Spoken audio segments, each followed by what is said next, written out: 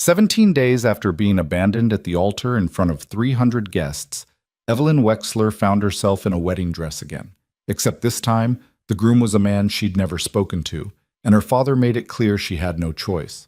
Roman Vale didn't ask for her hand. He bought it. And if she refused, her late grandmother's bakery, the only thing she had left of her mother, would be demolished by morning. So Evelyn stood at the altar, shaking with fury instead of tears, and made a decision that would either save her or destroy her completely. If you want to see how this impossible marriage survives betrayal, bloodshed, and a love neither of them saw coming, stay until the end. And don't forget to hit that like button and drop a comment with your city so I can see how far this story travels. Ian. The dress didn't fit right. It was too tight across the ribs, too loose at the shoulders, and the lace scratched against Evelyn's collarbone like it was punishing her for wearing it. She stood in front of the full-length mirror in a room she didn't recognize, in a house that wasn't hers, staring at a reflection that looked like someone else entirely. 17 days ago, she had worn a different dress. That one had fit perfectly. She'd chosen every detail, the cut, the silk, the tiny pearl buttons down the back. She'd stood in a bridal suite surrounded by bridesmaids who squealed and cried and told her she looked like a dream. And then Adrian hadn't shown up. No phone call. No explanation. Just his best man, white-faced and stammering, telling her in front of everyone that Adrian was gone. That he'd left. That he wasn't coming back. Evelyn had stood there in that perfect dress, in front of 300 people, and felt her entire life collapse in real time. Now, she was in another wedding dress. A borrowed one, pulled from someone's closet and shoved into her arms 2 hours ago. It smelled faintly of mothballs and lavender, and the hem dragged on the floor because whoever had worn it before was taller. The door opened behind her. "You're not even crying." Her father's voice was flat, almost disappointed. "I thought you'd put up more of a fight." Evelyn didn't turn around. She kept her eyes on the mirror, on the stranger staring back at her. "What's the point?" "Good." He stepped into the room, his shoes clicking against the hardwood. "Then you understand the situation." "I understand you're selling me." "I'm saving you from embarrassment." His tone sharpened. "Do you have any idea what people are saying about you, about this family? You were left at the altar, Evelyn. You're a joke. No one is going to take you seriously after this. No one is going to want you." She flinched. She hated that it still hurt. "Roman Vale wants you," her father continued, "and he's willing to pay for the privilege. This is the best option you have." "The best option," Evelyn repeated slowly. "You mean the only option." "I mean the option that keeps your grandmother's bakery standing." He moved closer, and she could see him in the mirror now, tall, graying, expensively dressed, and completely unmoved by the look on her face. "If you refuse this, I will have that building demolished by the end of the week. I will sell the land, pocket the money, and you will have nothing left of her, nothing left of your mother. Do you understand me?" Evelyn's hands curled into fists at her sides. "You're a bastard." "I'm a realist." He adjusted his cufflinks, bored. "And you're out of time. The car is waiting." She wanted to scream. She wanted to rip the dress off and walk out of this place and never look back. But she thought about the bakery, the faded sign above the door, the scarred wooden counters, the smell of butter and sugar that still clung to the walls even though it had been closed for months. Her grandmother had built that place from nothing. Her mother had grown up there, kneading dough on Sunday mornings and learning to make croissants that melted on your tongue. It was all Evelyn had left. "Fine," she said quietly. Her father smiled. "Smart girl." The ceremony was small, cold, nothing like the wedding she'd planned with Adrian. There were no flowers, no music, no guests crying happy tears. Just a judge, a mahogany desk, and 2 witnesses Evelyn didn't recognize. The room smelled like old paper and furniture polish, and the lighting was too harsh, making everything feel clinical and wrong. Roman Vale stood beside her, and Evelyn refused to look at him. She knew who he was, of course. Everyone in the city knew who Roman Vale was. He owned half the docks, controlled more than half the underground trade routes, and had a reputation that made grown men go quiet when his name came up. People didn't cross Roman Vale. People didn't even look at him the wrong way. And now she was marrying him. The judge was talking, reading from a script in a monotone voice, but Evelyn wasn't listening. She was too busy trying not to shake, trying not to let anyone see how badly she wanted to run. "Do you, Evelyn Marie Wexler, take this man to be your lawfully wedded husband?" She opened her mouth. Nothing came out. The judge waited. Her father, standing behind her, cleared his throat. A warning. Evelyn closed her eyes. "I do." "And do you, Roman Alexander Vale, take this woman to be your lawfully wedded wife?" "I do." His voice was low, steady, and completely devoid of emotion, like he was signing a contract, not a marriage license. "Then by the power vested in me by the state, I now pronounce you husband and wife." No one clapped. No one said congratulations. The judge closed his book, and that was it. Evelyn was married again. The car ride to the Vale estate was silent. Roman sat across from her in the back of a black town car, his long legs stretched out, his hands resting loosely on his knees. He hadn't said a word since they left the courthouse, hadn't even looked at her. Evelyn stared out the window, watching the city blur past, and tried to figure out what the hell she was supposed to do now. The car turned off the main road and started climbing a hill, the houses getting bigger and farther apart, until they pulled up to a set of iron gates that opened automatically. The driveway was long, lined with trees that looked like they'd been there for 100 years, and at the end of it was a house that could only be described as a mansion. Stone walls, tall windows, a front door that looked like it belonged on a castle. Evelyn felt her stomach twist. The driver opened her door, and she stepped out onto the gravel, the borrowed dress dragging behind her. Roman was already out of the car, walking toward the house without waiting for her. She stood there for a second, frozen. This was her life now. "Are you coming, or are you planning to sleep in the driveway?" Evelyn's head snapped up. Roman had stopped at the top of the steps, one hand on the door, looking back at her with an expression that gave away absolutely nothing. She lifted her chin and walked forward. Inside, the house was exactly what she expected.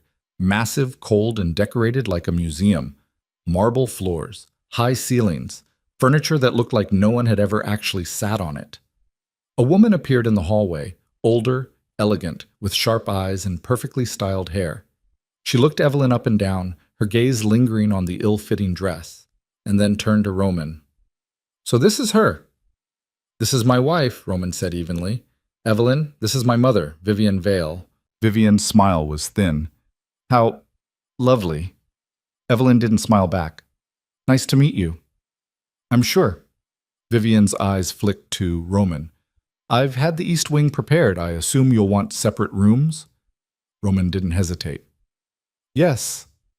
Something in Evelyn's chest tightened, though she couldn't say why. This was what she wanted, wasn't it? Distance, space, no expectations. "Of course." Vivian's smile widened just slightly. "I'll have Margaret show you to your room, dear."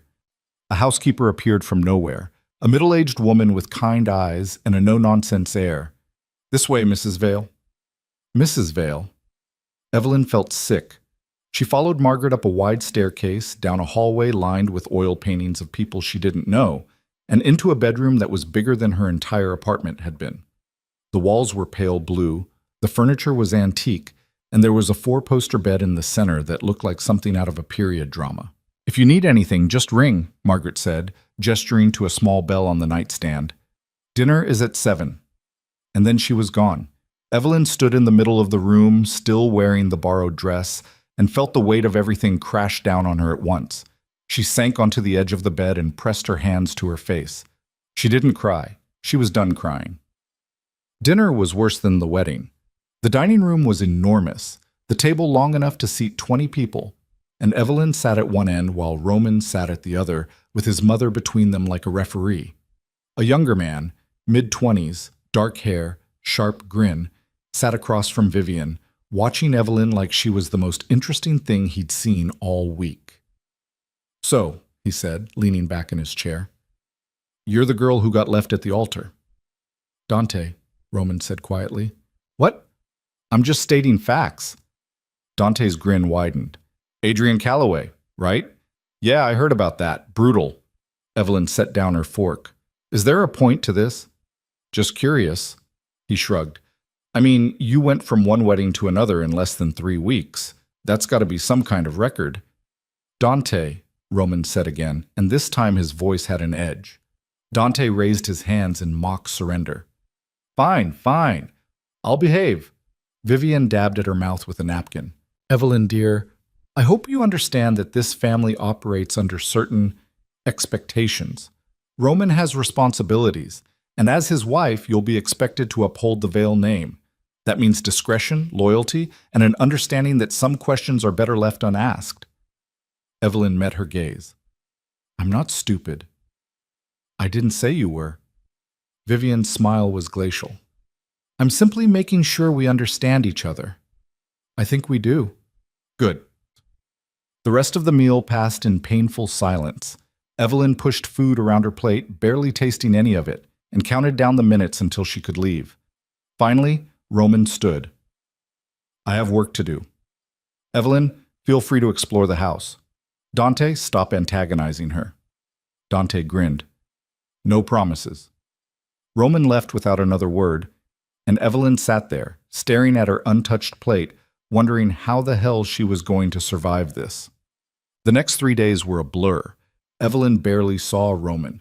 He left early in the morning and came back late at night, and when he was home, he locked himself in his study and didn't come out. She wandered the house like a ghost, exploring rooms she wasn't sure she was allowed to be in, and tried not to think about the fact that she was completely alone.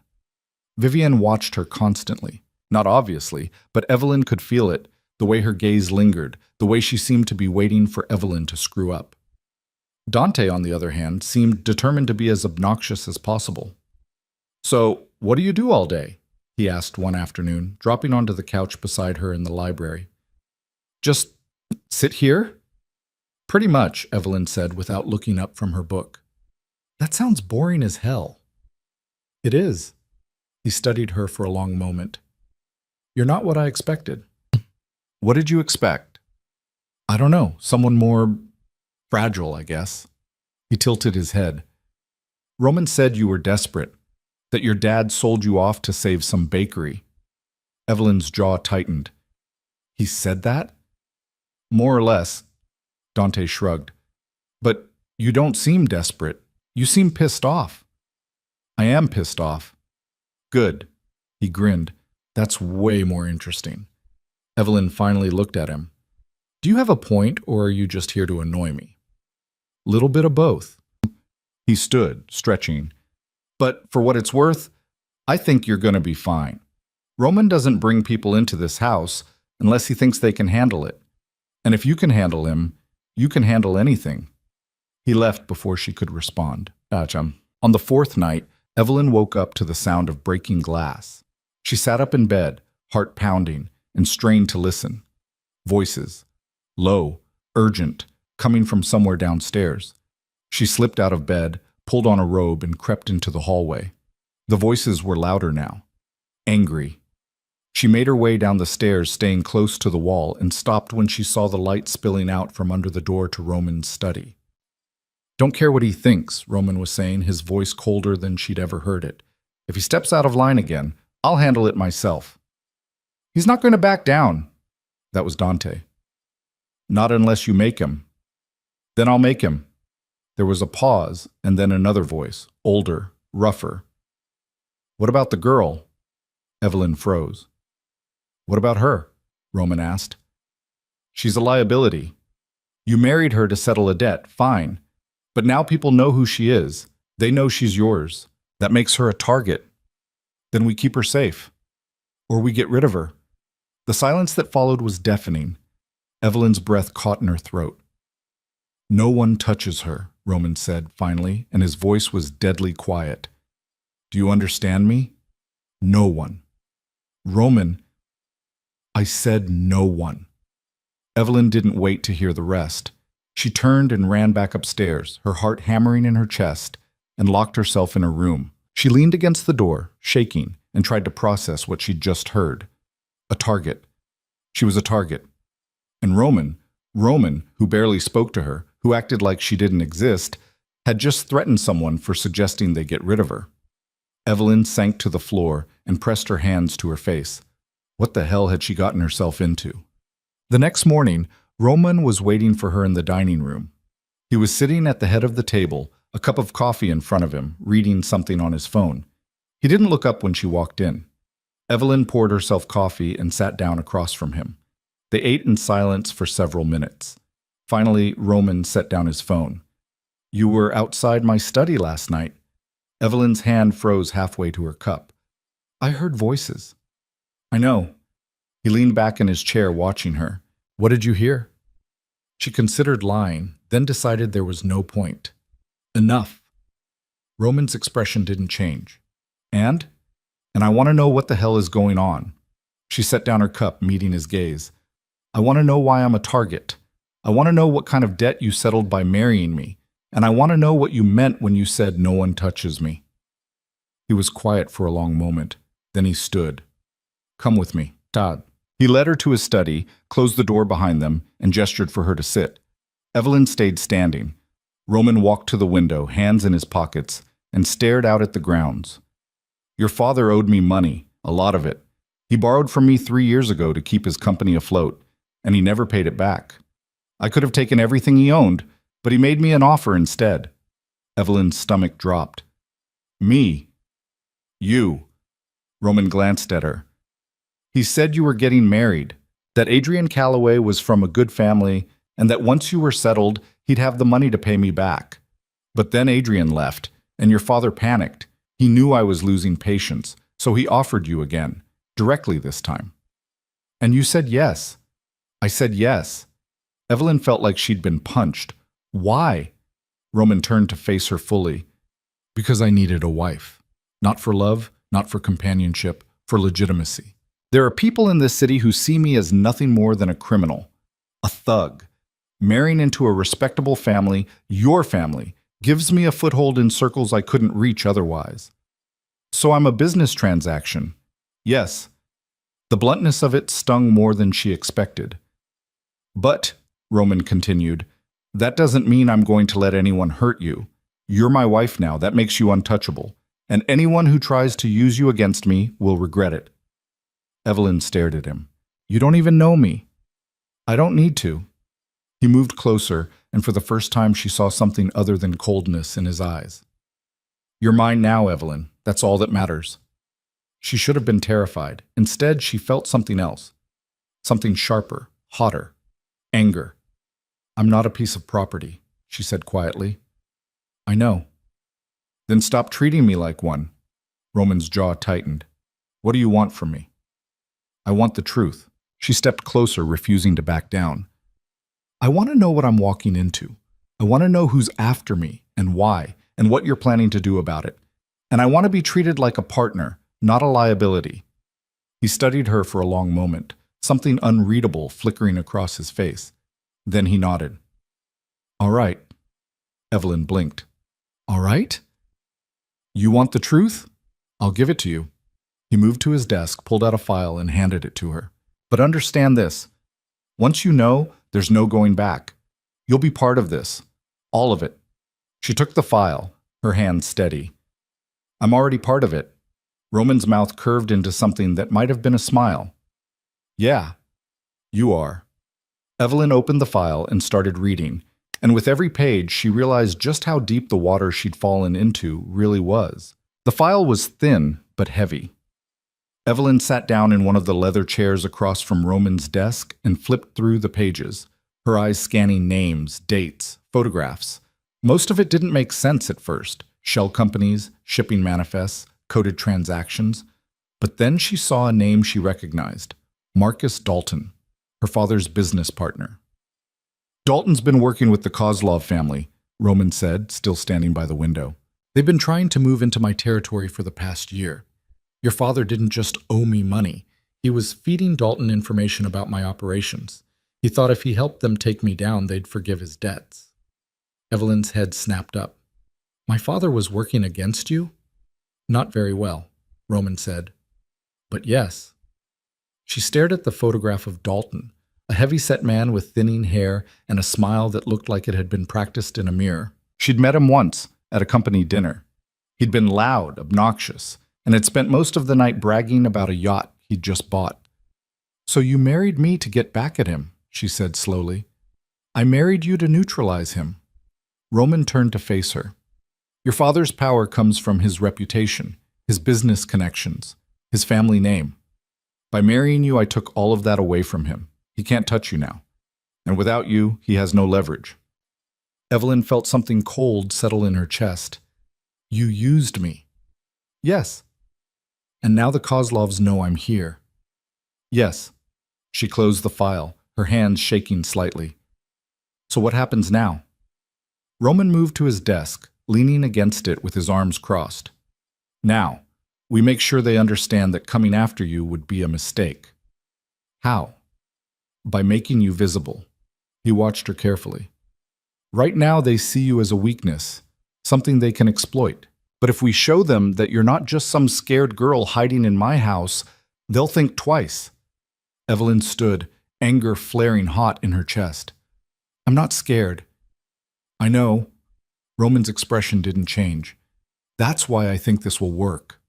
She wanted to throw the file at him, wanted to scream that she hadn't signed up for any of this, that she'd been dragged into his world against her will, and now she was supposed to just smile and play along.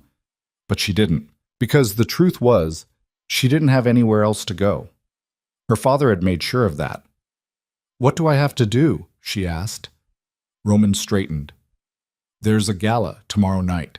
Every major family in the city will be there. You'll come with me. We'll make an appearance together. Let people see that you're not breakable, that you're not going anywhere.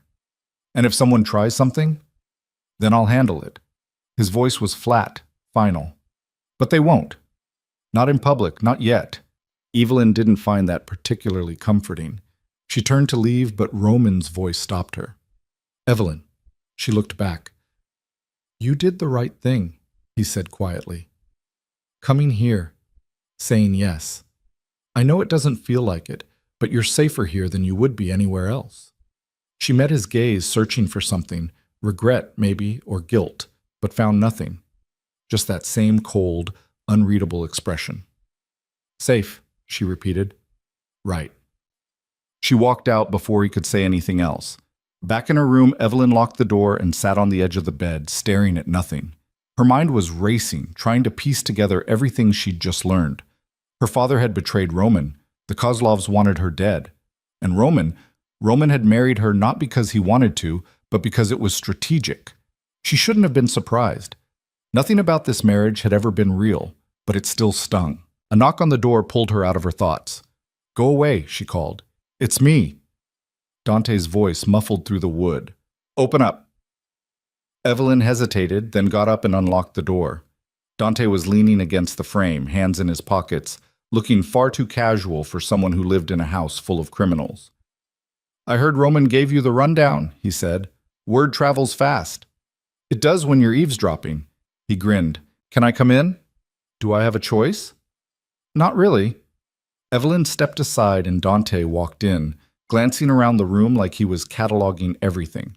He picked up a framed photograph from the dresser, a picture of Evelyn and her grandmother taken years ago at the bakery. This her? He asked.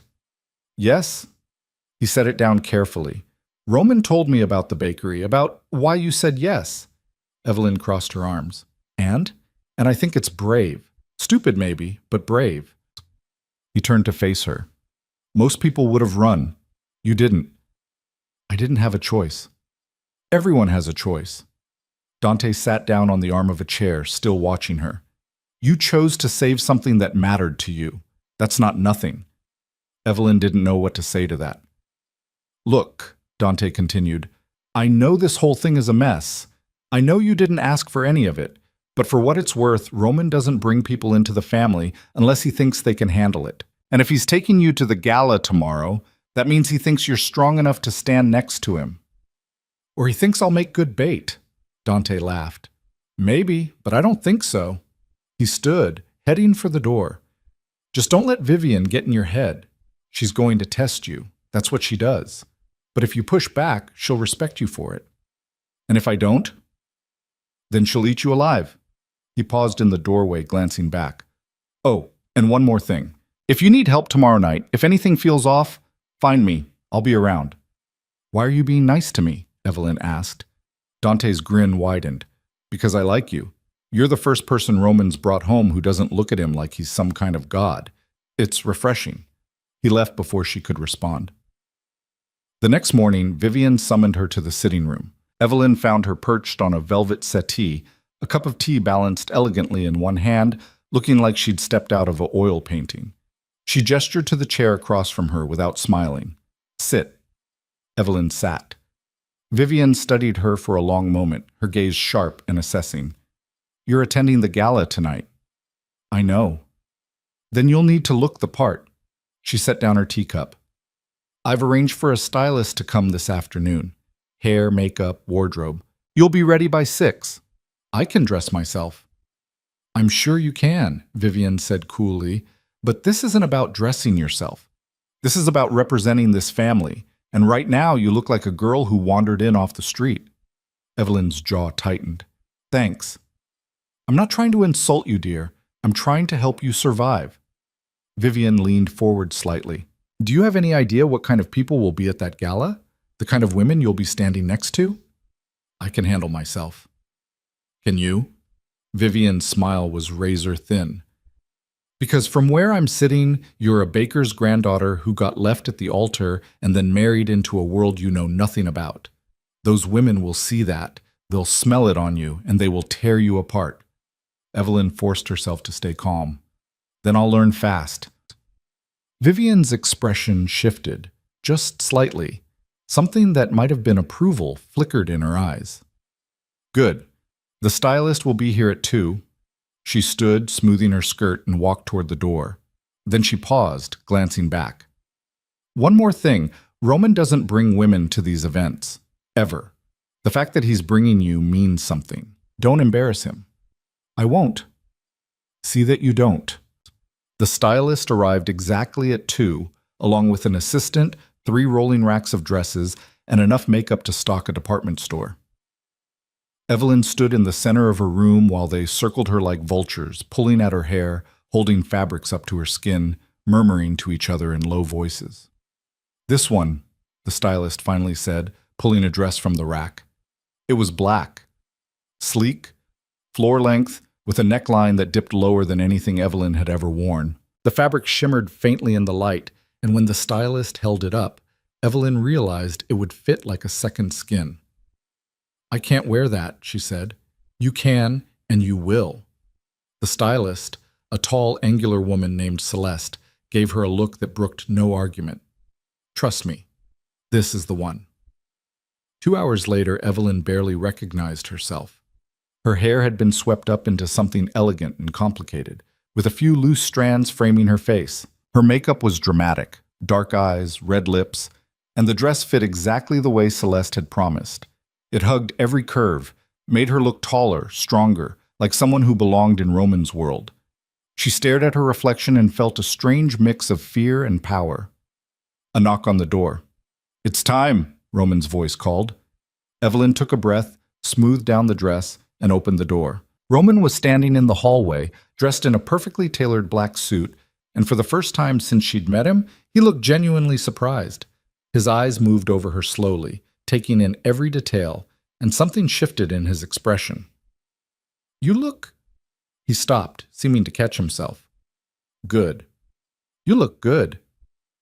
Thanks, Evelyn said, trying to ignore the way her heart was racing. He offered her his arm. Ready? No. Good. Let's go. The gala was being held at the Whitmore Hotel, a historic building downtown with marble columns, crystal chandeliers, and enough security to guard a head of state. Roman's car pulled up to the entrance, and Evelyn could see photographers lined up along the red carpet, cameras flashing. Smile, Roman murmured as the driver opened the door. And stay close. They stepped out together, and immediately the cameras went wild.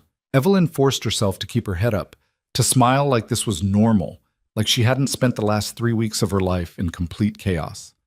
Roman's hand was firm on her lower back, guiding her forward, and she focused on that, on the solidness of him, the quiet confidence that radiated from him like heat. They made it inside without incident. The ballroom was massive, filled with round tables draped in white linen, centerpieces of white roses, and more chandeliers than Evelyn could count. People milled around in clusters, the men in tuxedos, the women in gowns that probably cost more than Evelyn's car. Everyone looked polished, untouchable, like they'd been born into wealth and never questioned it. "Stay with me," Roman said quietly, his hand still on her back. They moved through the crowd, and Evelyn could feel the stares. People were watching them, whispering behind champagne flutes, their eyes following her every move. She tried not to let it bother her, tried to remember what Vivian had said.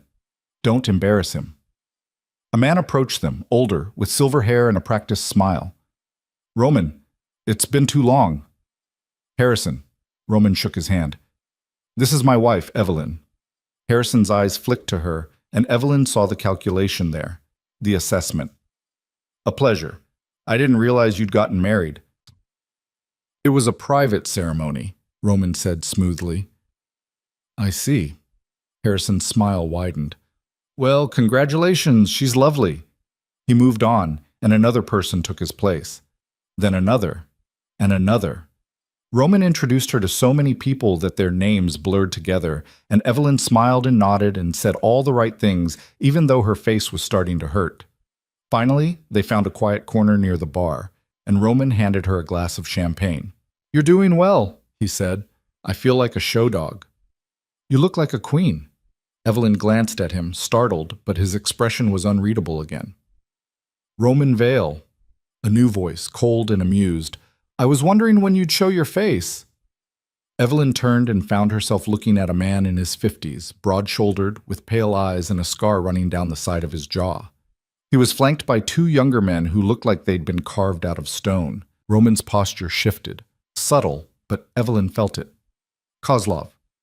The man, Kozlov, smiled, but it didn't reach his eyes. "I heard you got married. I had to see it for myself." His gaze slid to Evelyn. "And this must be the bride, Evelyn Wexler. Or should I say, Evelyn Vale?" Evelyn met his gaze and didn't flinch. "That's right." "Charming." Kozlov's smile widened.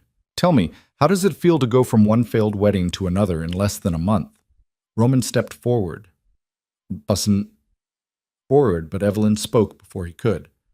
"Better than it would feel to lose a shipping yard to the feds.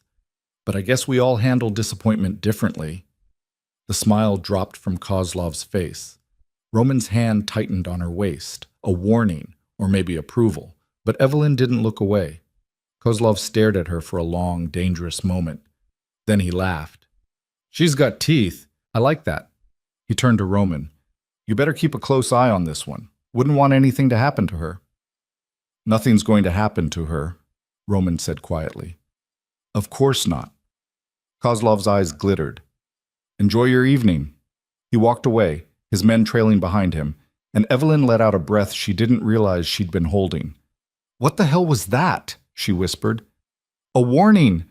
Roman's jaw was tight. "He just told me he's coming after you." "Then maybe we should leave." "No." Roman's voice was firm. "We stay. We finish this night, and we show him that you're not afraid." "I am afraid." "I know." He looked down at her, and for the first time she saw something softer in his eyes. "But you're still here. That's what matters." They stayed for another hour. Roman kept her close, introducing her to more people, making sure everyone saw them together. Evelyn played her part, smiling and laughing and pretending like her entire world wasn't teetering on the edge of collapse. And then, just as they were about to leave, Dante appeared at her elbow. "We have a problem," he said quietly. Roman's expression darkened. "What kind of problem?" "The kind that's waiting for you in the parking garage." Roman swore under his breath. He turned to Evelyn. "Stay with Dante." "What? No. Stay with Dante," he repeated, and then he was gone, disappearing into the crowd before she could argue. Dante grabbed her arm, pulling her toward a side exit. "Come on!" "What's happening?" "Kozlov's men. They're outside." Evelyn's stomach dropped. "How many?" "Enough." They slipped out through a service hallway, Dante moving fast, his hand tight on her wrist. They reached a stairwell, and Dante pushed her inside, locking the door behind them. "Stay here," he said. "Where are you going?" "To help my brother." He pulled a gun from his jacket, checking the clip, and Evelyn's eyes went wide. "Dante?"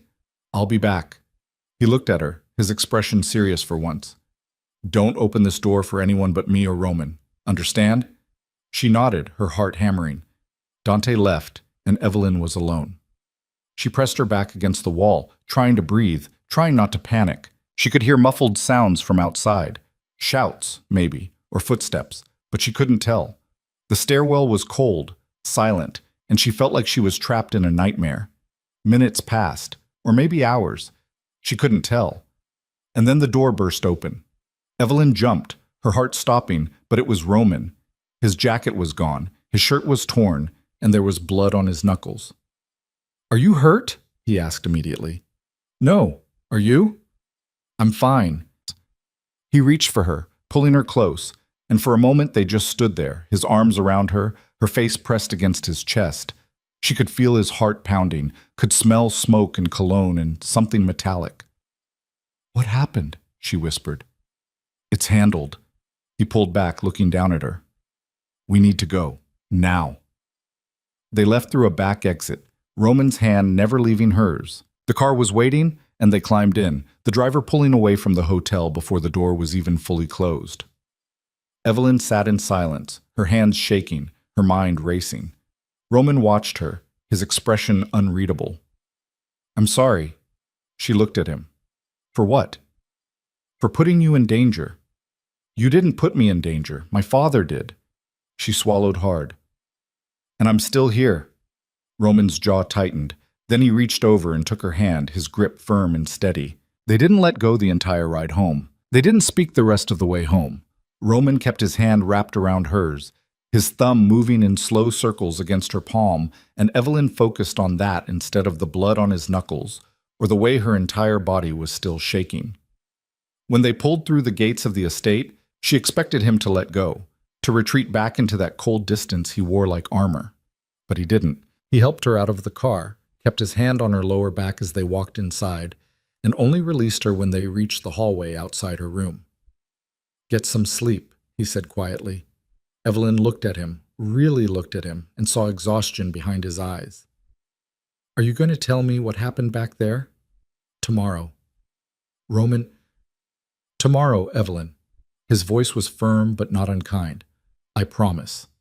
She wanted to argue, wanted to demand answers right then, but she was too tired, too wrung out. So she nodded and went inside, closing the door behind her. She didn't sleep. She lay in bed staring at the ceiling, replaying the night over and over, Kozlov's threat, the way Roman had looked when he came back for her, the feel of his hand in hers. She'd spent weeks in this house feeling like a ghost, like she didn't belong. But tonight something had shifted. Roman had protected her. He'd come back for her. And that meant something, even if she didn't know what yet. When morning finally came, Evelyn got dressed and went downstairs. She found Roman in his study, sitting behind his desk with a cup of coffee and a tablet in front of him.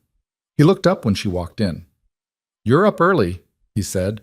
"I didn't sleep." "Neither did I." He set down the tablet. "Sit." Evelyn sat, folding her hands in her lap. "So, are you going to tell me what happened?" Roman leaned back in his chair, studying her. "Kozlov sent 4 men to the parking garage. They were waiting for us. Dante and I dealt with them." "Dealt with them how?" "You don't need to know the details." "Yes, I do." Evelyn's voice was steady. "You said you'd treat me like a partner. That means not hiding things from me." Roman was quiet for a moment. Then he sighed. "2 of them are in the hospital. The other 2 won't be a problem anymore." Evelyn's stomach twisted, but she forced herself to stay calm. "And Kozlov?" "He's testing me, seeing how far he can push before I push back." Roman's jaw tightened. "But he made a mistake last night. He threatened you in public, in front of witnesses. That means everyone in the city knows he's coming after my wife. And if I don't respond, I look weak. So what are you going to do?" "I'm going to remind him why people don't cross me." Roman stood, walking to the window. "But first we need to deal with the other problem." Evelyn frowned. "What other problem?" "Your father." She felt her blood go cold. "What about him?" Roman turned to face her. "He's been trying to reach you. Called the house 6 times yesterday. Left messages with Margaret. He wants to see you." "No." "Evelyn, I said no." She stood, anger flaring hot in her chest. "He sold me, Roman. He threatened to destroy the only thing I have left of my family if I didn't marry you. I don't owe him anything." I'm not saying you owe him anything, Roman said carefully, but he's going to keep pushing, and if we ignore him, he'll escalate. We need to deal with this now, on our terms. Evelyn crossed her arms. What do you suggest? Let him come here. Let him say whatever he wants to say, and then we shut him down. Permanently. She hated that it made sense, hated that Roman was right, but she nodded anyway. Fine. Set it up. Her father arrived 2 hours later, driving a car that was too expensive for someone who claimed to be in debt. Evelyn watched from the window of the sitting room as he got out, straightened his tie, and walked toward the front door like he owned the place. Her hands curled into fists at her sides. Roman appeared beside her, his presence solid and grounding. You don't have to do this if you're not ready. I'm ready. If he says anything that crosses a line, I'll remove him myself. Evelyn glanced at him. You'd really throw my father out of your house? Without hesitation. Something warm and dangerous unfurled in her chest. She didn't have time to examine it before Margaret appeared in the doorway. Mr. Wexler is here, she said quietly. Show him in, Roman said. A moment later, her father walked into the room, his eyes sweeping over the space before landing on Evelyn. He smiled, but it didn't reach his eyes. Evelyn, you look well. She didn't return the smile. What do you want? Is that any way to greet your father? He moved closer, but Roman stepped between them, a silent wall. You have 5 minutes, Roman said coldly. Say what you came to say. Her father's smile tightened. I wanted to check on my daughter, make sure she's being treated well. She's fine, Evelyn said flatly. You can leave now. Evelyn, I know you're angry. Angry? She laughed, the sound bitter. I'm not angry. I'm done. You threatened me, sold me, and then acted like you were doing me a favor. So whatever you came here to say, I don't want to hear it. Her father's expression hardened. You're being dramatic. I did what I had to do to protect this family. You did what you had to do to save yourself, Evelyn shot back. Don't pretend this was ever about me.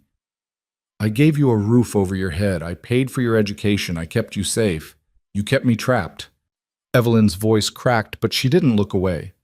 And the second I became useful, you traded me like I was nothing. Her father opened his mouth to respond, but Roman spoke first. Your time is up. I'm not finished. Yes, you are. Roman's voice was deadly quiet. And if you contact my wife again, if you so much as drive past this house, I will make sure you regret it. Do you understand me? Her father's face flushed red. You can't threaten me. That wasn't a threat. That was a promise. Roman stepped closer, and her father actually flinched. Now get out. For a moment, Evelyn thought her father might argue, but then he looked at Roman's face, saw whatever was there, and turned on his heel. He walked out without another word, and Evelyn heard the front door slam a moment later. She stood there, shaking, her nails digging into her palms. Roman turned to her. Are you all right? I don't know. Her voice came out small, broken. I thought I'd feel better, telling him off. But I just feel empty. She looked at him, surprised. Yeah. It doesn't go away immediately, Roman said quietly. But it gets easier. How do you know? Because I've done it. He hesitated, then added, My father wasn't a good man either. Evelyn wanted to ask more, wanted to know what that meant, but before she could, Dante burst into the room. We've got a problem, he said, his face grim. Roman's expression hardened. What now? Someone just dropped off a package at the gate. No return address. Security opened it. Dante glanced at Evelyn, then back at Roman. It's photos. Of Evelyn. Evelyn's stomach dropped. What kind of photos? Dante hesitated. Surveillance. You at the bakery. You getting coffee downtown. You leaving the house yesterday morning. He pulled out his phone, swiping through images, and handed it to Roman. There's at least 30 of them. Someone's been following her for weeks. Roman's jaw clenched as he looked at the phone. Then he handed it to Evelyn. She scrolled through the photos, her hands trembling. They were all of her, walking down the street, getting into her car, standing at the window of her old apartment. Some of them were recent, taken after the wedding, but others were older, weeks old, maybe even months. Someone's been watching me since before the wedding, she whispered. Since before Adrian left, Roman said quietly. Evelyn's head snapped up. You think Adrian was involved in this? I don't know yet. Roman took the phone back, his expression unreadable. But I'm going to find out. Over the next 3 days, Roman barely left his study. Evelyn saw him in passing, late at night when he came upstairs, early in the morning when he left again, but he didn't talk to her about what he was doing. Dante told her Roman was pulling every string he had, calling in favors, digging into Adrian's life with the kind of focus that bordered on obsession. Evelyn tried to stay busy. She explored the estate, read books from the library, avoided Vivian as much as possible.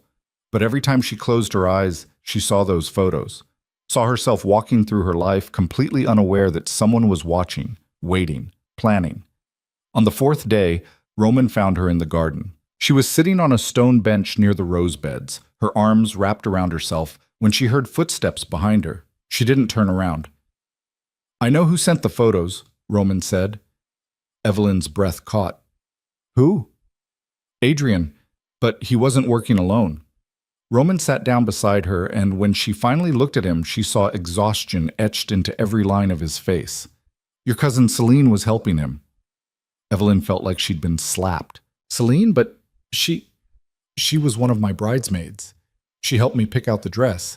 She stopped, her throat closing. Why? Jealousy, from what I can tell. And money. Roman pulled out a folder, handing it to her. Adrian's been in debt for years. Gambling, bad investments, living beyond his means.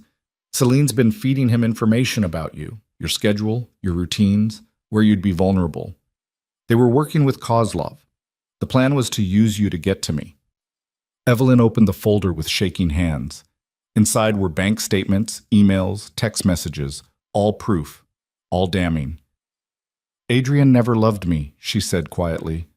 No, he didn't. He was using me from the beginning. Yes. She closed the folder, her hands trembling. Where is he now? I don't know yet, but I will. Roman's voice was cold, dangerous.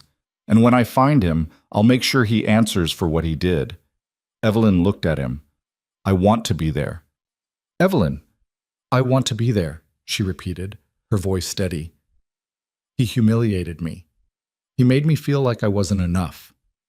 And now I find out it was all a lie. I deserve to see his face when you bring him down. Roman studied her for a long moment. Then he nodded. All right. 2 days later, Roman's men found Adrian. He was hiding in a motel outside the city, drinking cheap whiskey and calling anyone who might help him disappear. Roman got the call at 3 a.m, and by 4, they were in the car.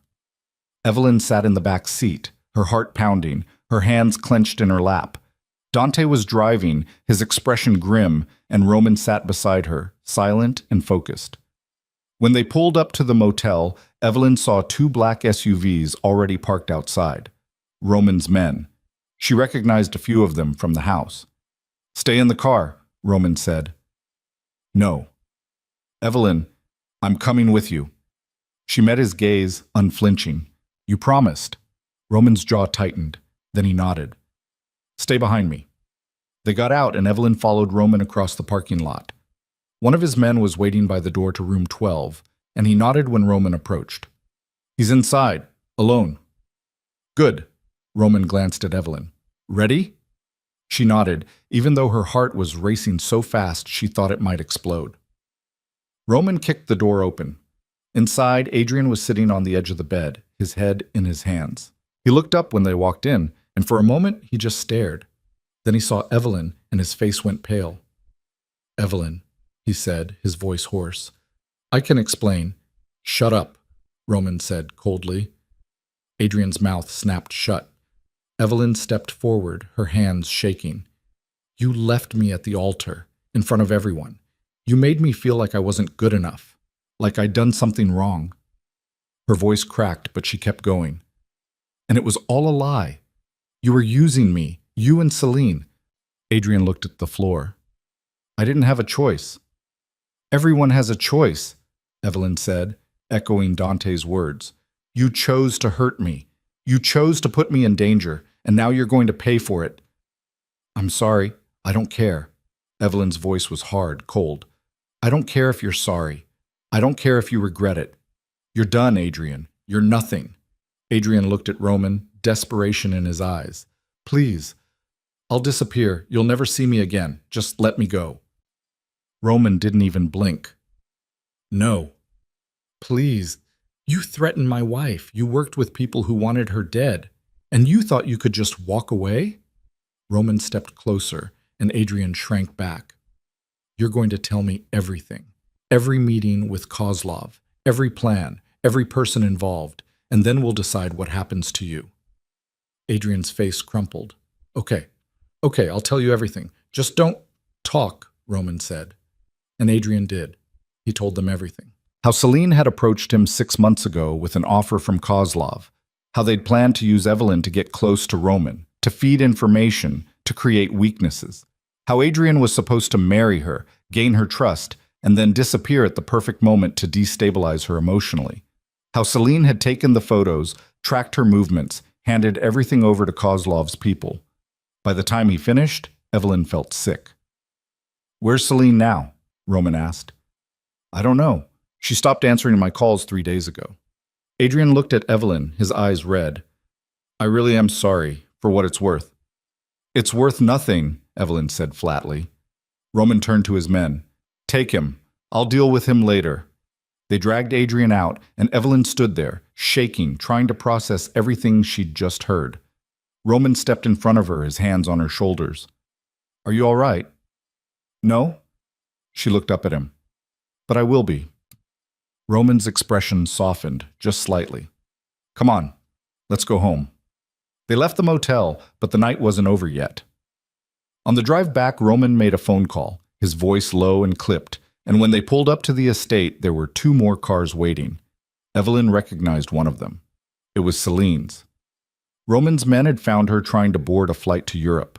They'd brought her straight to the house, and now she was sitting in Roman's study, flanked by 2 very large, very serious men. When Evelyn walked in, Celine's head snapped up. Her eyes went wide. Evelyn? Don't! Evelyn's voice was ice. Don't say my name. Don't apologize. Don't pretend you care. Celine's face crumpled. I didn't mean for it to go this far. You took photos of me. You gave them to people who wanted me dead. You helped Adrian humiliate me in front of everyone I know. Evelyn stepped closer, her hands shaking with rage. You were supposed to be my family. I was jealous, okay? Celine's voice rose, desperate. You always had everything. Your grandmother loved you more. Your mom left you the bakery. Everyone thought you were so perfect. Perfect? Evelyn laughed, the sound bitter. I was abandoned at the altar. I was sold by my father. I've spent the last month terrified for my life, but sure, Celine, I had everything. Celine looked at Roman. Please, I'll disappear. I'll go to Europe. You'll never hear from me again. No, Roman said coldly. You'll go to the authorities. You'll confess to everything, and you'll name every single person you worked with. Kozlov, his men, anyone else involved. They'll kill me. That's not my problem. Roman's voice was flat. You have 2 choices. Cooperate, and I'll make sure you're protected. Refuse, and I'll hand you over to Kozlov myself. Decide. Celine stared at him, tears streaming down her face. Then she nodded. I'll cooperate. Smart. Roman gestured to his men. Take her. They led Celine out, and Evelyn stood there, feeling like the ground had dropped out from under her. It's over, Roman said quietly. Is it? Evelyn looked at him. Adrian and Celine are done, but Kozlov's still out there. Not for long. Roman's jaw tightened. He made a mistake going after you, and now I'm going to make him regret it. Evelyn believed him. 3 days later, news broke that Kozlov's shipping operation had been raided by federal agents. Half his crew was arrested, millions of dollars in illegal goods seized, and Kozlov himself disappeared. Rumors said he'd fled the country. Others said Roman had made sure he wouldn't be a problem anymore. Evelyn didn't ask. She wasn't sure she wanted to know. What she did know was that the threats stopped. The surveillance ended, and for the first time since the wedding, she felt like she could breathe. She was in the kitchen one morning making coffee when Roman walked in. He looked tired, but calmer than she'd seen him in weeks. "It's done," he said simply. Evelyn set down her mug. "Kozlov? He won't be coming back." She nodded slowly. "And Adrian? Celine?" "Adrian's cooperating with the authorities. He'll spend the next few years in prison. Celine's singing like a canary. She'll do time too, but less than Adrian." Roman poured himself coffee, leaning against the counter. "Your father's business is being investigated. Turns out he's been laundering money for some very unpleasant people. He's going to be tied up in court for a long time." Evelyn should have felt something. Relief, maybe, or vindication. But mostly, she just felt tired. "What about the bakery?" Roman looked at her. "What about it? You said my father would destroy it if I didn't marry you. But now he's in trouble with the law. What happens to the bakery?" "It's yours," Roman said simply. "I had the deed transferred into your name 3 days after we got married. He can't touch it." Evelyn stared at him. "You... what?" "You married me to save it, so I made sure it was safe." He shrugged, like it was nothing. "It's been sitting empty, but it's yours. You can do whatever you want with it." Evelyn felt something crack open in her chest, something that had been closed for so long she'd forgotten it was there. "Why didn't you tell me?" "Because you had enough to worry about." Roman set down his coffee. "But it's over now. You're safe. The bakery's safe. And you can figure out what comes next." Evelyn crossed the room and, without thinking, wrapped her arms around him. Roman went still, then slowly his arms came up around her, holding her tight. "Thank you," she whispered. "You don't have to thank me." "Yes, I do." They stood there for a long moment, and Evelyn realized something. This man, this dangerous, complicated, impossible man, had saved her. Not just from Kozlov or Adrian or her father, but from the life she'd been trapped in, the life where she was invisible, powerless, traded like property. He'd given her a way out, and somewhere along the way, she'd stopped being afraid of him. She pulled back, looking up at him. "I want to rebuild it, the bakery." Roman's expression softened. "Then we'll rebuild it. Together?" "Together." And for the first time in a long time, Evelyn smiled. The bakery looked worse than Evelyn remembered. She stood on the sidewalk outside, staring at the boarded-up windows and the faded sign hanging crooked above the door, and felt something heavy settle in her chest. The last time she'd been here was 3 months ago, right after her grandmother's funeral. She'd locked the door, turned off the lights, and walked away because she couldn't stand to be inside a place that reminded her of everything she'd lost. Now, looking at it, she wasn't sure where to even start. Roman stood beside her, hands in his pockets, studying the building with the same focused intensity he brought to everything. "When was the last time anyone was inside?" "Before the wedding. My grandmother's lawyer came by to make sure everything was secure." Evelyn pulled the keys from her bag, the metal cold against her palm. "I haven't been back since the funeral." "Then let's see what we're working with." She unlocked the door, and the hinges creaked as it swung open. Inside, everything was exactly how she'd left it. Chairs stacked on tables, the display cases empty, a thin layer of dust covering every surface. But underneath the neglect, Evelyn could still see what it used to be. The worn wooden counters her grandmother had polished every night.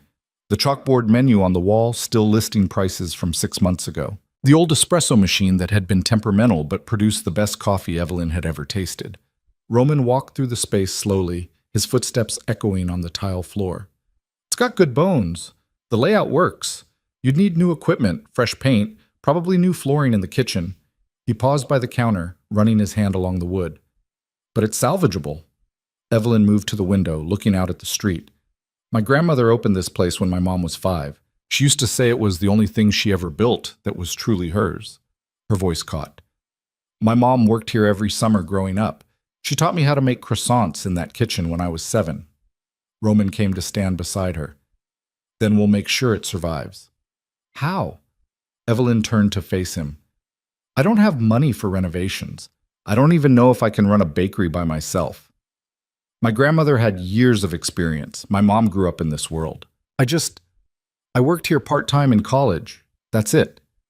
"So you'll learn." Roman's voice was matter-of-fact. "And you won't be doing it alone. I'll cover the renovations. You focus on the rest." I can't let you pay for everything. Yes, you can. He turned to face her fully. This place matters to you. That makes it matter to me. Let me do this. Evelyn searched his face, looking for the catch, the hidden angle, but all she saw was sincerity. It was startling how much he'd changed in the past few weeks. Or maybe he hadn't changed at all. Maybe she was just finally seeing him clearly. Okay, she said quietly. Thank you. Roman nodded. I'll have a contractor come by tomorrow to assess what needs to be done. In the meantime, make a list of everything you want to keep and everything that needs to go. Evelyn spent the rest of the day in the bakery, going through every cupboard, every drawer, every corner. She found her grandmother's recipe books, the pages stained and dog-eared from decades of use. She found her mother's apron still hanging on a hook in the kitchen, the fabric soft and faded. She found a photograph tucked behind the register, her grandmother and her mother, standing in front of the bakery on opening day, both of them smiling like they'd won the lottery. Evelyn sat on the floor in the middle of the kitchen, surrounded by memories, and cried for the first time since the funeral. She didn't hear Roman come back until he was crouching beside her, his hand on her shoulder. Hey, he said softly. You all right? Evelyn wiped her eyes with the back of her hand. Yeah, it's a lot. I know. He sat down beside her, his back against the counter. You don't have to do this all at once. Take your time. I don't have time. The longer this place sits empty, the harder it'll be to bring it back. She looked at him. Did the contractor say he could come tomorrow? He'll be here at 9. Good. Evelyn took a shaky breath. I want to start as soon as possible. The contractor's name was Mike, and he was a broad-shouldered man in his 50s with a no-nonsense attitude and a clipboard that never left his hand. He walked through the bakery making notes, tapping walls, checking pipes, and muttering to himself. After an hour, he sat down with Evelyn and Roman at one of the tables and laid out his assessment. The good news is the structure's solid. No major issues with the foundation or the roof. The bad news is everything inside needs work. Plumbing's outdated, electrical needs to be brought up to code, and the kitchen equipment is shot. He flipped through his notes. You're looking at a full gut and remodel, 6 to 8 weeks, minimum. Evelyn's stomach sank. How much? Mike named a figure that made her dizzy. Roman didn't even blink. When can you start? I can have a crew here Monday. Do it! Roman stood, shaking Mike's hand. Send the invoices to my office. Mike left, and Evelyn sat there staring at the table. That's a lot of money. I've spent more on less important things. Roman sat back down across from her. Stop worrying about the money. Focus on what you want this place to be. I want it to be what it was, a neighborhood bakery, somewhere people come because the food is good and the atmosphere is warm and it feels like home. Evelyn paused. But I also want it to be mine, not just a copy of what my grandmother built. Does that make sense? Perfect sense. Roman leaned back in his chair. So what would you change? Evelyn thought about it. I'd expand the menu. My grandmother stuck to the classics, croissants, bread, pastries. But I want to try new things, seasonal specials, maybe savory options for lunch, and I want to open earlier, catch the morning commuter crowd. She warmed to the idea, her mind racing. And I want to use the space differently. More seating, maybe a small stage in the corner for open mic nights or live music. Roman smiled. It was a real smile, not the cold, calculated one he used in business meetings. Then that's what we'll do. Over the next 6 weeks, the bakery transformed. Evelyn was there every day, watching the crew tear out old equipment and install new ovens, refinish the floors, repaint the walls in soft, warm colors that reminded her of her grandmother's kitchen. She worked with Roman to choose furniture, sturdy tables and mismatched chairs that gave the place a cozy, lived-in feel. She ordered dishes and glassware, picked out light fixtures, and spent hours going through her grandmother's recipe books, deciding which ones to keep and which ones to adapt. Roman was there too, more often than she expected. He'd show up in the mornings with coffee, roll up his sleeves, and help however he could. He wasn't much of a cook, but he was good at problem solving, at seeing potential issues before they became disasters. And he never complained, never acted like this was beneath him, even when he was covered in sawdust and paint. One afternoon, Evelyn found him in the kitchen, staring at the new ovens with a frown. "What's wrong?" she asked. "Nothing. Just thinking. He glanced at her. Have you thought about hiring help? You can't run this place alone. I know, I've been putting out ads, but I haven't had much time to do interviews. She wiped her hands on her jeans. Why? You know someone? Maybe. Roman pulled out his phone, scrolling through his contacts. There's a woman who used to work at one of my restaurants. Maria. She's got 20 years of experience, and she's been looking for something closer to home. I think she'd be a good fit. You own restaurants? A few. Legitimate ones, he added, catching her look. I'm not just a criminal, Evelyn. She felt her face heat. I didn't mean, yes, you did. It's fine. He pocketed his phone. I'll give Maria your number. Set up an interview. Maria turned out to be exactly what Evelyn needed. She was in her mid-40s, warm but efficient, with a laugh that filled the room and a work ethic that put everyone else to shame. She knew her way around a kitchen, had ideas for the menu, and wasn't afraid to tell Evelyn when something wasn't working. Within a week, Evelyn couldn't imagine running the bakery without her. Dante stopped by one afternoon, leaning against the counter while Evelyn tested a new recipe for lemon tarts. So this is what you've been doing, he said, looking around. I thought you were avoiding the house. I wasn't avoiding the house. Evelyn pulled the tarts from the oven, setting them on the cooling rack. I've been busy. Clearly, Dante snagged a tart, ignoring her protest, and took a bite. His eyes widened. Okay, that's really good. Don't sound so surprised. I'm not surprised. I'm impressed. He finished the tart and reached for another. Roman talks about this place all the time. I think he's more excited about it than you are. Evelyn paused, glancing at him. He talks about it? Constantly. It's actually kind of annoying, Dante grinned, but also kind of cute, in a weird Roman way. He's proud of you. He said that? He didn't have to, I can tell. Dante's expression turned serious. You know he's different around you, right? Like, actually different. I've known him my whole life, and I've never seen him like this. Evelyn didn't know what to say to that. Just don't break his heart, okay? Dante said. He's better at hiding it than most people, but he's not invincible. I'm not going to break his heart, Evelyn said quietly. I don't even know if he has one. He does. He just doesn't show it to most people.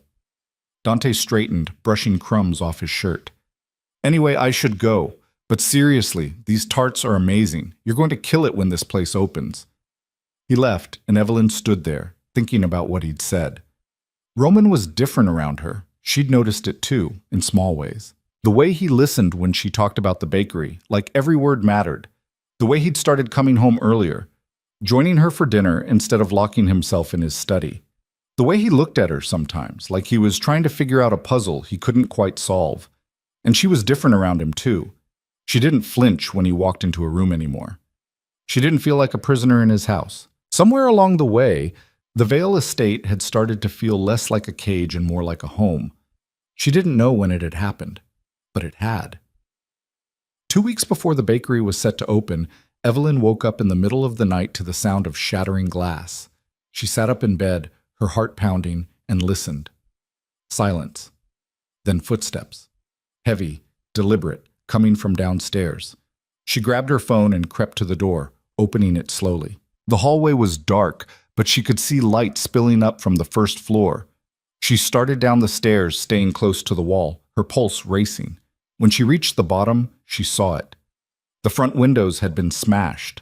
Glass littered the floor, glittering in the moonlight. And standing in the middle of the foyer, surrounded by Roman's men, was a man Evelyn didn't recognize. He was bleeding from a cut on his forehead, his hands zip-tied behind his back, and he was glaring at Roman like he wanted to kill him. Roman stood a few feet away, his expression cold and dangerous. I asked you a question. The man spat blood onto the floor. Go to hell! Roman moved so fast Evelyn barely saw it. 1 second he was standing still, the next he had the man by the throat, slamming him against the wall. Who sent you? The man choked, his face turning red. You're finished, Vale. You think you've won, but you haven't. Who sent you? Kozlov's brother. Roman let go, and the man collapsed to the floor, gasping for air. Roman turned to his men. Get him out of here. I'll deal with him later. They dragged the man out, and Roman finally noticed Evelyn standing on the stairs. How long have you been there? He asked. Long enough. She came down the rest of the way, careful to avoid the broken glass. Kozlov's brother? Apparently he's been planning revenge since Kozlov disappeared. Roman's jaw tightened. I thought we dealt with all of them. I was wrong. Is he going to come after me? He already tried. Roman gestured to the broken windows. This was a warning. Next time, it'll be worse. Evelyn felt cold. So what do we do? We end this. Permanently. Roman pulled out his phone, making a call. I'm not letting him get close to you again. The next 48 hours were a blur. Roman disappeared for most of it, taking Dante and half his men with him. Evelyn stayed at the house, under guard, while Vivian hovered nearby with a look of grim satisfaction. This is what happens when you marry into this family, Vivian said one evening, pouring herself a glass of wine. Violence follows us, always. I'm aware, Evelyn said flatly. Are you? Vivian took a sip. Because you've been acting like this is some kind of fairy tale. Like Roman is your knight in shining armor. But he's not. He's a criminal. A dangerous man. And sooner or later, that will catch up to both of you. Evelyn met her gaze. If you're trying to scare me, it's not working. I'm trying to prepare you. Vivian's expression softened, just slightly. I was young once, too. I thought I could change my husband. Thought love would be enough. But it wasn't. And by the time I realized that, it was too late to leave. I'm not you, Evelyn said quietly. No, you're not. Vivian studied her for a long moment. You're stronger than I was. Maybe that'll be enough. When Roman finally came home, it was 3 a.m. Evelyn was awake, sitting in the library with a book she wasn't reading when he walked in. He looked exhausted, his shirt stained with something she didn't want to identify, but his eyes were clear. It's done, he said simply. Evelyn set down the book. Kozlov's brother? Won't be a problem anymore. Roman sat down beside her, leaning back against the couch. Neither will anyone else in his organization. I made sure of it. How? You don't want to know. She probably didn't, but she also didn't look away. Are we safe now? Yes. Roman turned to face her. I promise you, Evelyn. No one else is coming after you. Not now. Not ever. Evelyn believed him. She reached over, taking his hand, and they sat there in silence for a long time. The bakery opened on a Saturday morning in early October. Evelyn had spent the night before baking, croissants, sourdough loaves, lemon tarts, chocolate eclairs, everything she'd practiced over the past weeks. Maria had arrived at 4 a.m. to help, and together they'd filled the display cases until they were overflowing. The smell of fresh bread and butter filled the space, warm and inviting, and when Evelyn flipped the sign on the door from closed to open, she felt something settle in her chest. This was real. She'd done it. The first customer was an older woman who'd lived in the neighborhood for 40 years. She took one look at the bakery, tears filling her eyes, and said, "Your grandmother would be so proud." By noon, there was a line out the door. Roman showed up around 1, dressed in a suit like he'd just come from a meeting, and waited patiently in line until he reached the counter. Evelyn was covered in flour, her hair falling out of its bun, but she smiled when she saw him. "What can I get you?" she asked. "Coffee, black, and one of those lemon tarts Dante won't stop talking about." She poured his coffee and plated the tart, sliding them across the counter. "On the house." "I'm paying." Roman pulled out his wallet, but Evelyn waved him off. "You've already paid enough. This one's free." Roman looked at her for a long moment. Then he smiled, that real, unguarded smile that made her heart skip. "Thank you." He found a seat in the corner and stayed for an hour, watching her work, and Evelyn felt like she was floating. That night, after the bakery closed and the last customer had left, Evelyn and Maria cleaned up in comfortable silence. When everything was done, Evelyn locked the door and stood on the sidewalk, looking at the sign above the entrance. Her grandmother's name was still there, in the same curling script it had always been. But underneath, in smaller letters, was something new. An Evelyn Wexler veil. Roman had insisted on it, said it was her bakery now, and people should know it. Evelyn stared at her name, at the legacy she was carrying forward, and felt something fierce and bright bloom in her chest. She wasn't broken. She wasn't a victim. She was a woman who'd survived betrayal, danger, and loss, and had come out the other side stronger. And she'd done it with a man she'd never expected to love standing beside her. When she got home that night, Roman was waiting in the kitchen. He'd opened a bottle of wine, poured 2 glasses, and was leaning against the counter with that same focused intensity he always had. "How'd it go?" he asked. "Better than I expected. We sold out of almost everything by 3. Evelyn took the glass he offered. "Maria thinks we should expand the menu even more. Add sandwiches, maybe some salads." "Sounds good." Roman clinked his glass against hers. "To new beginnings." "To new beginnings," Evelyn echoed. They drank, and Evelyn felt the exhaustion of the day catch up to her all at once. She set down her glass, leaning against the counter beside him. "Thank you," she said quietly, "for everything. For the bakery, for keeping me safe, for not giving up on me." Roman set down his own glass, turning to face her fully. "I didn't do it because I felt obligated. I did it because I wanted to." "Why?" "Because somewhere along the way you stopped being a business transaction and started being someone I couldn't imagine losing." His voice was low, rough. "I know this wasn't the marriage you wanted. I know I'm not the man you would have chosen. But I need you to know that this, us, it's real for me now." Evelyn's breath caught. "Roman, you don't have to say anything." He reached up, brushing a strand of hair from her face. "I just needed you to know." But Evelyn did have something to say. She stepped closer, closing the distance between them, and kissed him. Roman went still for half a second. Then his arms came around her, pulling her close, and he kissed her back with a kind of desperate intensity that made her knees weak. When they finally broke apart, both of them breathless, Evelyn rested her forehead against his. "It's real for me too," she whispered. Roman's arms tightened around her. "Good." They stood there for a long time, holding each other in the quiet kitchen, and Evelyn realized something. She'd walked into this marriage terrified, furious, expecting nothing but pain. But somehow, against all odds, she'd found something she hadn't been looking for. She'd found home. The weeks after that night in the kitchen changed everything. Not in some dramatic, cinematic way. There was no grand declaration, no sweeping romantic gesture, just a slow, steady shift in the way they moved around each other.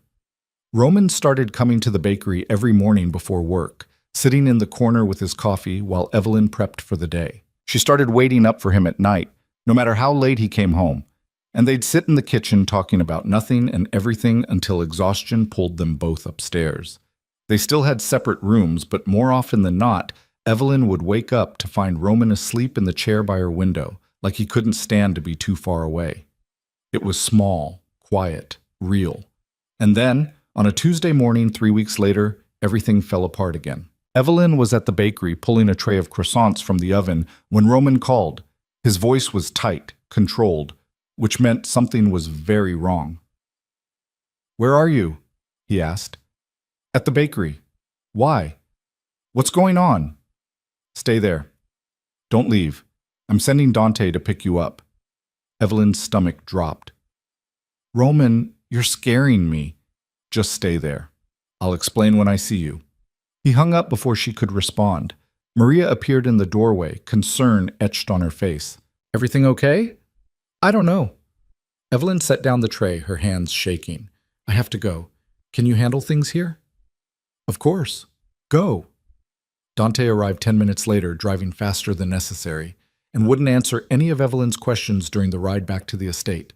When they pulled through the gates, she saw 3 black SUVs parked in the driveway, and her pulse kicked into overdrive. Roman was in his study, standing by the window with his phone pressed to his ear. He turned when she walked in, and the look on his face made her blood run cold. "I'll call you back," he said into the phone, then hung up. "Close the door." Evelyn did. "What's happening?" "There's been a complication." Roman moved to his desk, pulling up something on his computer. "One of Kozlov's old partners surfaced this morning, Viktor Sokolov. He's been operating out of Eastern Europe for the past year, and apparently he just found out what happened to Kozlov and his brother.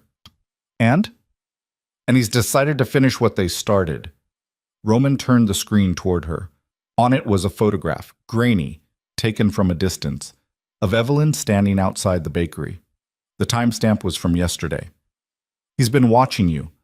And this morning, he sent me a message. He's coming for you, tonight. Evelyn felt the room tilt. How does he even know where I am? Someone talked. One of Kozlov's men who got picked up in the raids probably cut a deal, gave up information. Roman's jaw was tight. It doesn't matter how. What matters is we have less than 12 hours to get you somewhere safe. Safe? Roman, I can't just disappear. You can, and you will. His voice was hard. I'm not negotiating this, Evelyn. Sokolov doesn't make threats. He acts. And if he gets his hands on you... He stopped, his hands curling into fists. I won't let that happen. So what's the plan? Evelyn forced herself to stay calm. You hide me somewhere while you deal with him? Essentially, yes. No. Roman's head snapped up. What? I said no. Evelyn crossed her arms. I'm not running. I'm not hiding. Every time someone comes after me, you handle it. You protect me, and I'm grateful for that. But I'm not a child, Roman. I'm your wife, and I'm done being the person everyone else has to save. This isn't about pride. It's not about pride. It's about me being part of this. She stepped closer. You said you'd treat me like a partner, so treat me like one. Let me help. Roman stared at her, something warring in his expression. You don't know what you're asking. Yes, I do. I'm asking to stop being a bystander in my own life. The silence stretched between them, heavy and charged. Then Roman exhaled slowly. All right, but you do exactly what I say. No arguments, no going rogue. Understood? Understood. He moved to the wall behind his desk, pressing something that made a section swing open to reveal a hidden safe. Inside were documents, cash, and several guns. Roman pulled out 2 handguns, checking them both before handing one to Evelyn. She took it, the weight unfamiliar in her hand. I've never shot a gun before. Then you're about to learn. Roman grabbed a box of ammunition and headed for the door. Come on. He took her to a shooting range in the basement, a room Evelyn hadn't even known existed, and spent the next hour teaching her how to load, aim, and fire. The first few shots went wide, the recoil startling, but by the end of the hour, Evelyn could hit the target more often than not. Not bad, Roman said, watching her empty the clip into the paper silhouette downrange. But remember, in a real situation, your hands will be shaking, your heart will be racing. It won't be this clean. I know. He reloaded the gun, handing it back to her. One more round, then we prep for tonight. The plan was simple, which Roman said was always the best kind. Sokolov would come to the estate, expecting to find Evelyn vulnerable and alone. Instead, he'd walk into a trap. Roman's men would be positioned around the property, hidden but ready. Dante would be inside with them, and Evelyn would be the bait. I don't like this, Dante said for the 3rd time, pacing the length of the study. She's not trained for this. If something goes wrong, nothing's going to go wrong, Roman said evenly. We've accounted for every variable. You can't account for everything, Dante looked at Evelyn. Are you sure about this? I'm sure. She's made up her mind, Roman said. And frankly, she's right. Sokolov's going to keep coming until he gets what he wants. We end this tonight. Dante shook his head but didn't argue further. As the sun set, Roman's men took their positions. Evelyn could see them from the window, shadows moving through the trees, disappearing into strategic points around the property. Inside, the house was quiet, almost eerily so. Roman had sent Vivian and the staff away, leaving just the 3 of them. Roman handed Evelyn the gun, now loaded. Keep this on you. If you have to use it, don't hesitate. Aim for center mass, just like I showed you. I won't freeze. I know you won't. He cupped her face, his thumb brushing her cheek. But I need to say this anyway. If things go sideways, if it looks like we're losing, you run. You get out of here and you don't look back. Understand? I'm not leaving you. Evelyn, I'm not leaving you, she repeated, her voice steady. So let's make sure things don't go sideways. Roman held her gaze for a long moment. Then he kissed her, hard, desperate, like he was trying to memorize the feel of her. I love you, he said against her lips. I should have said it sooner, but I'm saying it now. I love you. Evelyn's breath caught.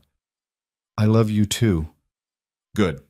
He pulled back, his expression shifting into something cold and focused. Now, let's end this. They didn't have to wait long.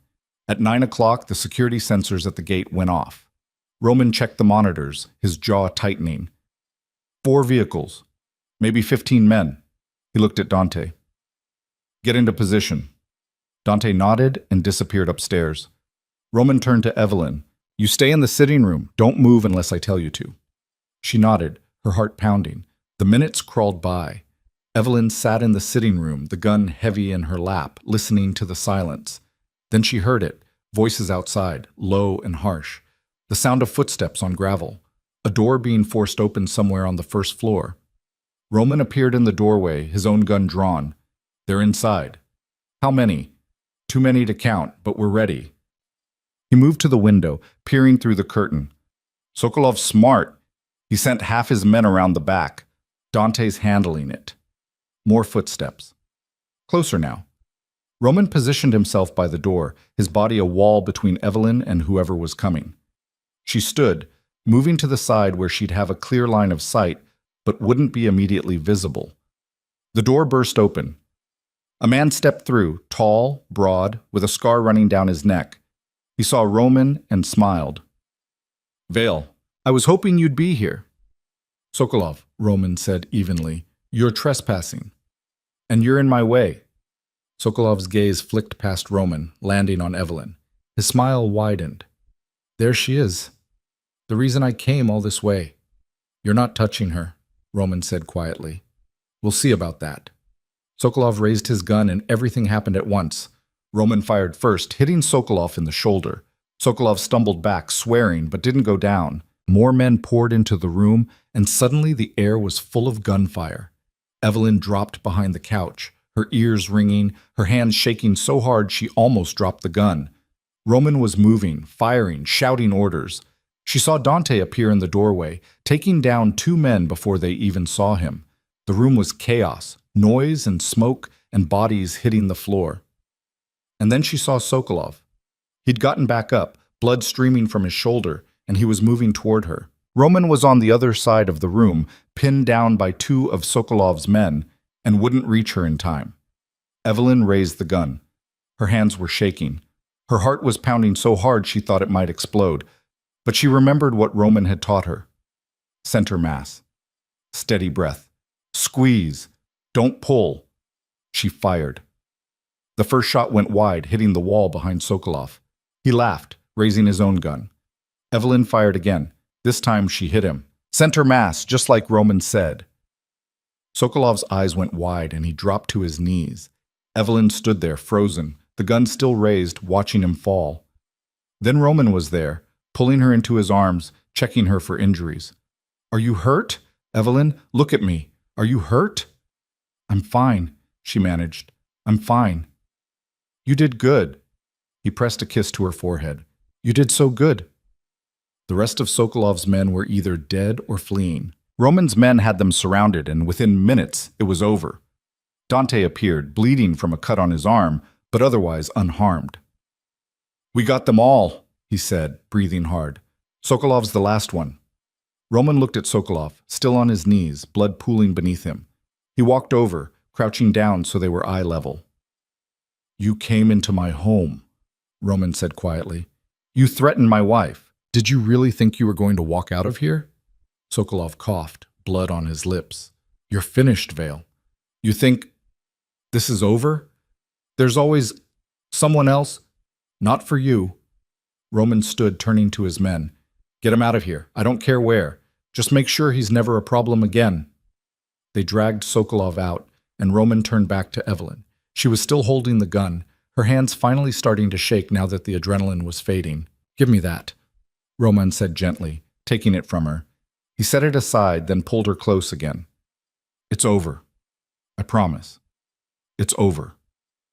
Evelyn buried her face in his chest and finally let herself fall apart. The police came an hour later. Roman had already called them, already had a story prepared.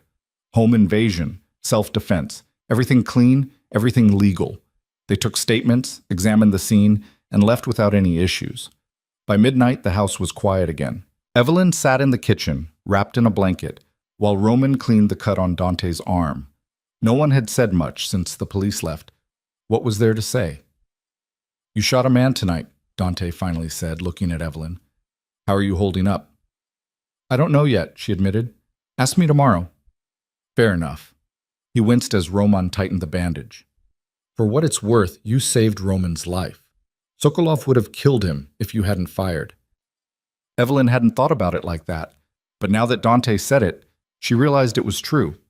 If she'd frozen, if she'd hesitated, Roman would be dead. I'm glad I didn't freeze, she said quietly. So am I. Roman finished with the bandage and sat down beside her. I know this isn't the life you signed up for. I didn't sign up for any of this, Evelyn said. But I'm still here.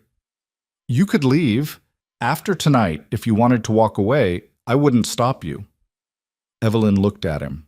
Is that what you want? No, but it's what you deserve. A choice. A real one. She thought about it. About the bakery, about the life she'd built, about the man sitting beside her who'd given her everything and asked for nothing in return. And she realized the answer was easy. I'm not leaving, she said. This is my life now, for better or worse. Roman's expression softened. For better or worse. Over the next few months, things finally, truly settled. The bakery thrived. Evelyn expanded the menu, hired 2 more employees, and started hosting open mic nights every Friday. The place was always full, always warm, always exactly what she'd wanted it to be. Roman came by at least once a week, sitting in his corner with his coffee, watching her work with that same quiet pride. Roman's business shifted too. He started divesting from the illegal operations, putting money into legitimate ventures, restaurants, real estate, security firms. It wasn't a fast process, and there were still parts of his world that Evelyn didn't ask about. But she saw the change, saw him trying to build something that wouldn't end in violence. Vivian softened in her own way. She still had opinions about everything, still tested Evelyn constantly, but there was a grudging respect there now. She'd even stopped by the bakery once, tried a lemon tart, and admitted, quietly, like it pained her, that it was excellent. Dante became Evelyn's best friend. He showed up at the bakery constantly, stealing pastries and making Maria laugh, and he was always the first person to defend Evelyn when Vivian started in on her. But the biggest change was in Evelyn herself. She wasn't the girl who'd been left at the altar anymore. She wasn't the woman who'd been traded like property. She was someone who'd fought for what she wanted, who'd stood her ground when it would have been easier to run, who'd built a life from the ashes of her old one. And she was loved, truly, deeply loved, by a man who'd started as a stranger and become her home. 1 year after the wedding, on a crisp autumn morning, Roman asked her to come to the bakery early. Why? Evelyn asked, still half asleep. We don't open for another 2 hours. Just trust me. She got dressed and drove to the bakery, confused but curious. When she walked inside, she found the lights on and Roman standing in the middle of the room, dressed in jeans and a sweater instead of his usual suit. What's going on? She asked. I wanted to do this here, Roman said, where it all started, where you rebuilt yourself. Do what? He reached into his pocket and pulled out a small velvet box. Evelyn's breath caught. Roman opened the box, revealing a ring, simple, elegant, nothing like the one she'd worn the first time they got married. I know we're already married. I know we did this once before in a courthouse, because we didn't have a choice. But I want to ask you now, for real, with no contracts, no pressure, no shadows between us. He took her hand. Evelyn Wexler Vale, will you marry me? Again? The right way this time? Evelyn felt tears prick her eyes. You're asking me to marry you in a bakery at 7 in the morning. Yes. That's the least romantic proposal I've ever heard. Is that a no? It's a yes, you idiot. She laughed, wiping her eyes. Yes, of course yes. Roman slipped the ring onto her finger, then pulled her into his arms, kissing her like they had all the time in the world. When they finally pulled apart, Evelyn looked down at the ring, then back at him. So when are we doing this? Another courthouse wedding? Actually, I was thinking something bigger. A real ceremony. Invite people. Make it count. Roman smiled. Unless you'd rather keep it small. No, I want the whole thing. The white dress, the flowers, the vows that actually mean something. She paused. And I want to do it here, at the bakery. In a bakery? It's where I found myself again. Where we started being real. It's perfect. Roman kissed her forehead. Then that's what we'll do. They got married 3 months later, on a Saturday afternoon in February. The bakery was transformed. White flowers everywhere, chairs set up in rows, the smell of fresh bread and roses filling the air. Evelyn wore a dress she'd picked out herself, simple and beautiful, and she walked down the aisle, between the tables she'd chosen, past the counter where she worked every day, toward Roman. He was waiting for her at the front, Dante beside him as best man, and when he saw her, his expression shifted into something so tender it made her chest ache. This time, when the officiant asked if she took Roman to be her husband, Evelyn didn't hesitate, didn't doubt, didn't feel trapped. "I do," she said, and meant it with everything she had. "I do," Roman echoed, his voice steady and sure. And when they kissed, the small crowd erupted into applause. The reception was held right there in the bakery, tables pushed together, food and wine and laughter filling the space. Maria cried through half of it. Dante gave a speech that was equal parts heartfelt and embarrassing. Even Vivian smiled, which Evelyn considered a minor miracle. Late in the evening, after most of the guests had left, Evelyn and Roman stood outside on the sidewalk, looking at the bakery through the windows. Inside, the lights were still on, the remnants of the reception scattered across the tables. "We did it," Evelyn said softly. "We did." Roman wrapped his arm around her shoulders. "You did, really. This place, this life, you built it." "We built it," she corrected. "Together." Roman kissed the top of her head. "I'm proud of you. I don't say it enough, but I am. I'm proud of us." She leaned into him. "For surviving, for choosing each other, even when we didn't have to." "I'll always choose you," Roman said quietly, "no matter what comes next." Evelyn looked up at him, at the man who'd started as an obligation and become her everything. "Good, because I'm not going anywhere." They stood there for a while longer, wrapped in each other, watching the bakery glow in the darkness. Inside those walls were memories of loss, of struggle, of rebuilding, but also of hope, of love, of a future that neither of them had seen coming but both of them had fought to protect. Evelyn had been left at an altar once, humiliated and heartbroken, certain that her life was over. But standing here now, with Roman's arms around her and a ring on her finger that actually meant something, she realized the truth. Her life hadn't ended that day. It had finally, truly begun. And whatever came next, whatever challenges or dangers or impossibilities lay ahead, she knew one thing for certain. She wasn't facing them alone. Not anymore. Not ever again.